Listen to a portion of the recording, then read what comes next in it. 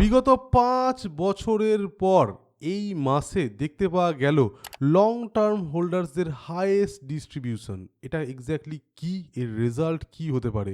এই মুহূর্তে ম্যাক্সিমাম মানুষের মধ্যে একটাই কোয়েশ্চেন সবচেয়ে বেশি ঘুরে ফিরে আসছে, সেটা হলো এটাই যে পরবর্তীকালে বিটকয়েনের সাথে কি হবে। অলরেডি আমরা দেখতে পেয়েছিলাম যে এটাই ফার্স্ট বুল রান যেখানে হাভিং হওয়ার আগেই all time high Bitcoin break করে এবং তার সাথেই আমরা দেখতে পাই ইটিএফ লঞ্চ হয়ে যায়। ইনস্টিটিউশনালাইজড মার্কেট কন্ডিশনস যেটা এর আগে ছিল না সেটা চলে আসে মার্কেটের মধ্যে এবং সেই অনুযায়ী কিন্তু মেজর যে সমস্ত কয়েন আছে সেইগুলোই অনলি ফরওয়ার্ড মুভ করতে থাকে। আর সমস্ত কয়েন, যে সমস্ত কয়েনের লোয়ার ভ্যালু আছে, যে সমস্ত কয়েনের হয়তো খুব একটা বড় ব্যাকআপ নেই, সেই সমস্ত কয়েন কিন্তু ড্রাস্টিক্যালি ডাউন চলে যায়, পরবর্তীকালে রিকভারি হয় না। তো বন্ধুরা, অনেক দিন পর কিন্তু এই ধরনের একটা কন্ডিশন দেখতে পাওয়া গেছে। এর একটা সিগনিফিকেন্ট লং টার্ম এফেক্ট আসতে চলেছে বলেই আমাদের ধারণা। এক্স্যাক্টলি সেটা কি হতে পারে সেই সম্পর্কে আজকে আলোচনা করবো। তাই খুব একটা ইম্পর্টেন্ট ভিডিও, কমপ্লিট দেখবেন। দেখার পর ভালো লাগলে লাইক করবেন। কোনো রকমের কোয়েশ্চেন থাকলে আমাদেরকে কমেন্ট বক্সে জানাতে পারেন। আমাদের চ্যানেল বং ক্রিপ্টো 2.0 কে আপনারা অবশ্যই সাবস্ক্রাইব করে রাখুন। আর ডেসক্রিপশনে আপনারা আমাদের টেলিগ্রামের লিঙ্ক পেয়ে যাবেন, সেখানে জয়েন হন।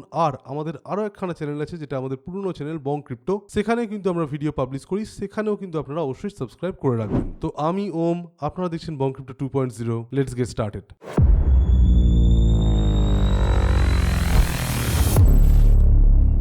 তো প্রথমে চলে আসছি বিটকয়েনের চার্টে। বিটকয়েনের উইকলি চার্টে রয়েছি এবং প্রাইস কিন্তু ডাউনেই যাচ্ছে।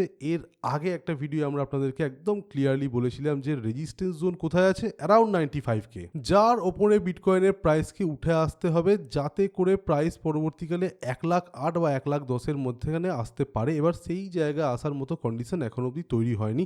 আপনারা হয়তো এর আগেও আমাদের সমস্ত অ্যানালিসিসগুলো দেখেছেন এবং সেখানে বুঝতেই পারছেন যে এই জায়গায় চান্স আছে বিটকয়েন এইভাবে higher high and higher low তৈরি করবে এবং তার পরবর্তীকালে কিন্তু ব্রেকআউট হবে না এবং প্রাইস কিন্তু ডাউনে যেতে পারে। এবার এই যে ডাউনে যাওয়ার সম্ভাবনা সেটা কিন্তু আরও বাড়িয়ে দিচ্ছে এই মুহূর্তে ইউএসডিটির ডমিনেন্স। প্রিভিয়াস ভিডিওগুলোতে এই সম্পর্কে আলোচনা করা হয়েছে এবং বারংবার করা হয়েছে, কারণ ইউএসডিটির ডমিনেন্স এখানে এই মুহূর্তে যে ধরনের প্যাটার্ন তৈরি করছে এটা কিন্তু একটা clear sign for a breakout এবং যদি সেটা হয়ে যায় 6.5%-এর উপরে আমরা উইকলি ইউএসডিটির ডমিনেন্সের ক্লোজিং দেখতে পাই, that will be a significant signal যে পরবর্তীকালে কিন্তু মার্কেট থেকে টাকা ডলারে কনভার্ট হতে পারে, অর্থাৎ কয়েনের সেল হতে পারে এবং যার ফলে কিন্তু আলটিমেটলি টোটাল মার্কেট ক্যাপে ড্রপ আসতে পারে। এবার টোটাল 3 ES এর চার্টেও কিন্তু আমরা এর আগেও বলেছি, আবারও বলছি, খুব সিগনিফিকেন্ট একখানা ট্রেন্ড লাইন সাপোর্ট এটা ফলো করছে। যে জায়গায় এসে এটা এই মুহূর্তে দাঁড়িয়ে আছে, ম্যাক্সিমাম চান্স কিন্তু এখান থেকে ড্রপ হওয়ার আছে এবং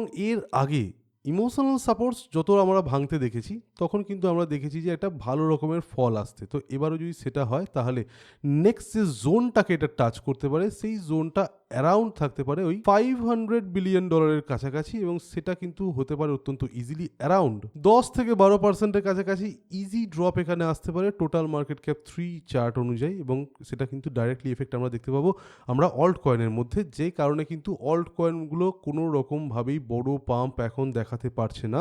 বিটকয়েন সাইড ওয়াইজ গেলেও কিন্তু অল্ট কয়েনের মধ্যে আমরা কোনো রকমের ইনফ্লো দেখতে পাচ্ছি না। সাথেই মার্কেট অনেকটাই ইনস্টিটিউশনসের আন্ডারে চলে এসছে এবং এই মুহূর্তে দাঁড়িয়ে institutions are not interested into altcoins. এবার এই সমস্ত ঘটনা তো মার্কেটে হচ্ছে, চার্টে হচ্ছে। ব্যাকগ্রাউন্ডে আমরা যেটা দেখতে পাচ্ছি সেটা হলো এই চার্টটা, যেটা আপনারা এখন স্ক্রিনে দেখতে পাচ্ছেন, যে বিটকয়েনের লং টার্ম হোল্ডার্সের ফ্লো। খুব ইম্পর্টেন্ট চার্ট। এর আগেও আমরা যখন বিটকয়েনের ড্রপ জোন দেখিয়েছিলাম তখন কিন্তু একটা ভিডিওতে এই সম্পর্কে বলা হয়েছিল যে লং টার্ম হোল্ডার্সের মধ্যেকার ইন্টারেস্ট দেখতে পাওয়া যাচ্ছে, এবার আস্তে আস্তে স্পাইক করছে, চান্স আছে এখান থেকে গ্রো করার। তার পরবর্তীকালে 20K যখন পেরিয়ে যায় আমরা আপনাদেরকে একদম পজিটিভলি জানাই যে this is the time you should invest in Bitcoin and Ethereum. পরবর্তীকালে তার এফেক্ট কিন্তু দেখতে পাওয়া যায়। এই সিমিলার ক্যালকুলেশন আমরা কিন্তু এর আগের যে বুল মার্কেট হয়েছিল সেখানকার টপ যেটা ছিল সেইখানে টপ প্রেডিক্ট করতেও করেছিলাম, যে কারণে আমরা কিন্তু সেল হয়ে বেরিয়ে গেছিলাম অ্যারাউন্ড 52,000-55,000-এর রেঞ্জে। তার পরবর্তীকালে মার্কেট সামান্য বাড়ে এবং তারপর আবারও ড্রপ করে। পরবর্তীকালে কিন্তু আমরা দেখতে পাই অল্ট কয়েন্স বেড়েছিল, বিটকয়েন নতুন করে একটা বিরাট বড় কিছু হাই দেখাতে পারেনি এবং তার পরবর্তীকালে আবার আমরা বিয়ার র্যালি দেখতে পাই। সিমিলার একখানা বিরাট বড় কন্ডিশন এখন তৈরি হয়েছে আফটার অলমোস্ট 5 ইয়ার্স, যেখানে আমরা দেখতে পাচ্ছি হাইয়েস্ট লং টার্ম হোল্ডার সাপ্লাইয়ের মধ্যে লং টার্ম হোল্ডারদের ডিস্ট্রিবিউশন। এই যে আপনারা হলুদ যেটা দেখতে পাচ্ছেন সেকশন ইয়েলো, এইখানে আপনারা দেখুন যে লার্জেস্ট লং টার্ম হোল্ডারের ডিস্ট্রিবিউশন দেখতে পাওয়া যাচ্ছে। সিগনিফিকেন্টলি এটাকে আমরা একটু আলোচনা করব এবং প্রথমে যেটা বলবো সেটা হচ্ছে 30 ডেজ লং টার্ম হোল্ডারের ডিস্ট্রিবিউশন অ্যাকচুয়ালি যেটাকে শো করে সেটা হচ্ছে মার্কেটের ইন্টারনাল মোমেন্টাম কোন দিকে যাচ্ছে। কারণ আলটিমেটলি আপনারা প্রত্যেকেই জানেন শর্ট টার্ম হোল্ডাররা কিন্তু মার্কেটকে অপারেট করে না, লং টার্ম হোল্ডারদের জন্যই কিন্তু লং টার্মে মার্কেট উপরে যায় অথবা নিচে আসে এবং এই ধরনের কন্ডিশন তখনই তৈরি হয় যখন সেটা কোনো ম্যাক্রো টপ অথবা ম্যাক্রো বটমে তৈরি হচ্ছে, অর্থাৎ লং টার্ম হোল্ডার্সের ডিস্ট্রিবিউশন একদম কমে যাওয়া যেটা সেটা কোনো রকমের ম্যাক্রো বটমের কাছাকাছি তৈরি হতে পারে, যেমন এখানে তৈরি হয়েছে, ঠিক সিমিলারলি এখানে তৈরি হয়েছে। এই ধরনের কন্ডিশন কখন তৈরি হবে? যখন মার্কেট এমন একটা জায়গায় এসে দাঁড়াবে যেটা একখানা লোকাল বটম এবং সেটা ম্যাক্রো চার্টে দেখতে পাওয়া যাচ্ছে, যেটাকে আমরা ডাইরেক্টলি মান্থলি চার্ট অথবা উইকলি চার্টে ক্যালকুলেট করতে পারি। সিমিলারলি যখন আমরা স্পাইক দেখতে পাচ্ছি হোল্ডার ডিস্ট্রিবিউশনে, সেটা কিন্তু ম্যাক্রো টপে তৈরি হতে পারে, অর্থাৎ এমন একখানা টপ মোস্ট প্রাইস রেঞ্জের কন্ডিশন যে জায়গা থেকে কিন্তু প্রাইস পরবর্তীকালে ডাউন যেতে পারে ডিউ টু হোল্ডার ডিস্ট্রিবিউশন। হতে পারে যে সেই জায়গায় এখানে বড় কোনো রেজিস্ট্যান্স আছে, যে জিনিসটা এর আগে আমরা দেখতে পেয়েছিলাম এখানে জুলাই, আগস্ট, সেপ্টেম্বর এই টাইমটাতে, সেই সিমিলার কন্ডিশন আবারও দেখতে পাওয়া যাচ্ছে। এর যে এফেক্টটা আমরা আলটিমেটলি দেখতে পাবো সেটা কিন্তু গ্রো নয়, অর্থাৎ সেটা কিন্তু পাম্প নয়, সেটা কিন্তু ডাউনে যাওয়া। তার একটা বড় কারণ হচ্ছে লং টার্ম হোল্ডার যারা আছে তাদের রিয়েলাইজড প্রফিট ম্যাক্সিমামের কিন্তু এখন অ্যাভারেজ এন্ট্রি থেকে বেশি আছে, অর্থাৎ যারা লং টার্ম হোল্ডার তারা অ্যাভারেজ যে জায়গায় কিনে রেখেছেন সেখানকার প্রাইস আর এখনকার যে প্রাইস সেটা কিন্তু অনেক ডিফারেন্স, তারা কিন্তু এখনো প্রফিটে আছে। সুতরাং প্রফিট যখন মার্কেটে তারা পাচ্ছে তারা কিন্তু সেল করার দিকে অনেক বেশি ইন্টারেস্টেড হবে rather than investing more into such global economic conditions যেখানে এখনো অবধি কিউই অর্থাৎ কোয়ান্টিটেটিভ ইজিং আসেনি। তার মানে এই যে ড্রপটা আমরা দেখতে পাচ্ছি, এর আগে আমরা আলোচনা করেছিলাম এই ড্রপটা হয়তো সিগনিফিকেন্ট ড্রপ জাস্ট লাইক এর আগে 2021-এ হয়েছিল, সেরকম নাও হতে পারে। এই ড্রপটা কন্টিনিউ করতে পারে যতক্ষণ না একখানা প্রপার সাপোর্ট আসছে, যে সাপোর্টে কিউই অ্যাক্টিভেট হবে আর ইন্টারেস্ট রেটস কমবে, জিওপলিটিক্যাল সিচুয়েশন ইজ হয়ে যাবে, গ্লোবাল মার্কেটে ক্যাশের ইনফ্লো আসবে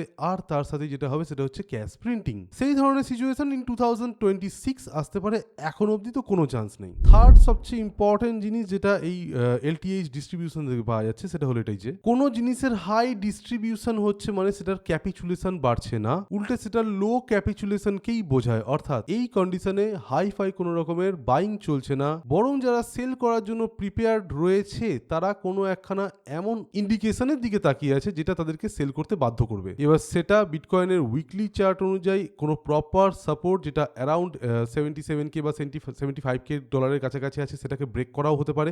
যদি সেটা করে ফেলে তাহলে আরও বেশি সেলিং দেখতে পেতে পারি, যার জন্য আমরা বলছি যে একখানা প্রপার ড্রপ জোন, যে জোনটা হয়তো এই জায়গায় তৈরি হয়েছিল, সেই ড্রপ জোনটা অবধি কিন্তু ইজি ফল হতে পারে বিটকয়েনের ইন দ্য নেক্সট 6 মান্থস, অর্থাৎ উইদিন নেক্সট 6 মান্থস কিন্তু আমরা ফার্স্ট সাইডওয়াইজ মুভমেন্ট এবং তারপর ড্রাস্টিক ফল দেখতে পেতে পারি, যার ফলে কিন্তু আমরা একখানা প্রপার ড্রপ জোন দেখতে পাবো যেখানে এসে বিটকয়েন দাঁড়িয়ে গেল এবং লোকাল যে টপ আছে সেই টপ থেকে অ্যাটলিস্ট 50%-এর কাছাকাছি ড্রপ দেখালো, তবেই কিন্তু মার্কেটে একখানা স্যাচুরেশন পয়েন্ট আসবে যে জায়গা থেকে রিইনভেস্টমেন্ট প্রসেসিং আরম্ভ হবে। অর্থাৎ এক কথায় বলতে গেলে 5 বছর পর যত বড় এলটিএইচ ডিস্ট্রিবিউশন দেখা গেছে সেখান থেকে আলটিমেট আউটকাম যেটা হলো সেটা হলো এটাই যে এই মুহূর্তে আমরা যেটা দেখতে পাচ্ছি সেটা একটা লেট সাইকেল ডিস্ট্রিবিউশন প্রসেস। এটা একটা ডি রিস্কিং মেথড হতে পারে যেখানে ম্যাক্সিমাম মানুষ রিস্ক ফ্রি হতে চাইছে, অর্থাৎ লং টার্ম হোল্ডাররা রিস্ক ফ্রি হতে চাইছে, তারা আর হোল্ডিং টিকিয়ে রাখতে হয়তো চাইবে না এবং এটা একদমই কোনো রকমের ক্যাপিচুলেশন বা অ্যাকুমুলেশন নয়। অর্থাৎ বিটকয়েন যদি এখন সাইড ওয়াইজও মুভ করে সেটা মানে কিন্তু একদমই যে ভেতরে অ্যাকুমুলেশন হচ্ছে সেটা নয়। সুতরাং ফ্রেশ অ্যাকুমুলেশন কথা ভুলে যান এবং ম্যাক্সিমাম মানুষকে একটাই জিনিস সাজেস্ট করবো, জাস্ট হোল্ড ইউর কয়েন্স যেগুলো আপনারা অলরেডি হোল্ড করছেন, আর wait for quantitative easing and money supply. যতক্ষণ না সেটা হচ্ছে আমরা কিন্তু কোনো রকমের ফ্রেশ অ্যাকুমুলেশন মার্কেটের মধ্যে দেখতে পাবো না এবং মার্কেট কিন্তু বড় রকমের পাম্প দেখাবে না। যদি ফিউচার সামান্য এখানে একটা পাম্প চলেও আসে এবং তারপর মার্কেট একটা ইম্পর্টেন্ট লেভেলের রেজিস্ট্যান্সকে টপকাতে না পারে, অ্যারাউন্ড 1,10,000 থেকে আবার রিজেক্ট হয়, তাহলে কিন্তু এটা পরবর্তীকালে হায়ার টাইম ফ্রেম অনুযায়ী একখানা খুব বড় রকমের নেগেটিভ এবং বিয়ারিশ চার্ট প্যাটার্নকে শো করবে, যেটার এফেক্ট কিন্তু আরও লং টার্ম হতে পারে, যার ফলে কিন্তু প্রাইস আরও ডাউনে যাওয়ার সম্ভাবনা রাখে। এবং সেক্ষেত্রে এই যে ড্রপ জোনের কথা বলছিলাম, সেই ড্রপ জোনটা আরও ইলংগেটেড হতে পারে। সেক্ষেত্রে যে পজিশন থেকে বিটকয়েন পড়তে আরম্ভ করবে প্রপার ওয়েতে, সেখানে কিন্তু অ্যারাউন্ড 30% কাছাকাছি ড্রপ জোন চলে আসতে পারে, যার ফলে প্রাইস নেক্সট 6 to 8 মান্থস 50,000 অব্দিও নেমে যেতে পারে। সো এখন এই ধরনের কোনো কন্ডিশন আসেনি, এখন থেকে বলে ভয় দেখানোর কোনো মানে হয় না, বরং ম্যাক্সিমাম চান্স যেটা আছে সেটা আমি আপনাদেরকে বলছি, প্রাইস এখান থেকে ড্রপ করতে পারে। রিঅ্যাকুমুলেশন জোন আসা অব্দি অপেক্ষা করুন। রিঅ্যাকুমুলেশন জোন হয়তো এই যে জোনটা আছে এটা আপনারা দেখতে পাচ্ছেন অ্যারাউন্ড 60 to 70K এর মধ্যে সেই জায়গায় পেয়ে যাবে, এবং তারপর সময় নিয়ে যখন কোয়ান্টিটেটিভ ইজিং হয়ে গেছে তারপর কিন্তু মার্কেট বাড়বে, নতুন ক্র্যাশের প্রিন্টিং হবে, মানি ইনফ্লো হবে, তারপর কিন্তু বাড়বে। সো কিপ পেশেন্স, জাস্ট ধৈর্য ধরুন। বুল মার্কেট যে শেষ হয়ে গেছে তা কিন্তু নয়। হ্যাঁ, বুলিশ সিনারিও শেষ হয়ে যেতে পারে, পরবর্তীকালে চান্স যে নেই সেটা কিন্তু একদমই নয়। এবং মিনওয়াইল যদি আপনারা সিস্টেমেটিক ইনভেস্টমেন্ট করতে চান করতে পারেন, অনলি বড় কয়েন কিনবেন। যে সমস্ত কয়েনের ফান্ডামেন্টালস আছে ভালো, হতে পারে কোনো বড় এক্সচেঞ্জের কয়েন, হতে পারে প্রচুর পার্টনার্স আছে, হতে পারে ব্যাপক একখানা বড় ব্যাকআপ আছে, সেই ধরনের কয়েনের দিকে কিন্তু আপনারা পয়েন্ট করুন, বা সেই ধরনের কয়েনকে কিন্তু আপনারা কেনার দিকে অগ্রসর হন। এই ধরনের কয়েনের কিন্তু অলরেডি আমরা লিস্ট এনেছি। আমাদের আরও একখানা চ্যানেল যেটা আছে বং ক্রিপ্টো, সেখানে গেলে আপনারা একটা ভিডিও দেখতে পাবেন যে কোন অল্ট কয়েন্স ইউজলেস নয়। এই ভিডিওটা আপনারা যদি দেখে নেন তাহলে অবশ্যই এখান থেকে আপনারা বুঝতে পারবেন যে কি ধরনের অল্ট কয়েন্সের মধ্যে এখনো অবধি চান্স আছে ইনভেস্টমেন্টের মানি ফেরত আসার। যারা ডিসিএ করতে চান তাদের তো আরও সুযোগ আছে। অবশ্যই ভিডিওটাকে আপনারা চেক আউট করুন। আর আজকে ভিডিওটি ভালো লেগে থাকলে লাইক করতে, চ্যানেলটিকে সাবস্ক্রাইব করতে একদম ভুলবেন না। নিচে ডেসক্রিপশনে দেওয়া লিঙ্ক থেকে আমাদের টেলিগ্রাম চ্যানেলেও জয়েন হয়ে যান। তো আজকের মতো এখানেই। Thank you for watching our video. Stay safe, happy investing, by.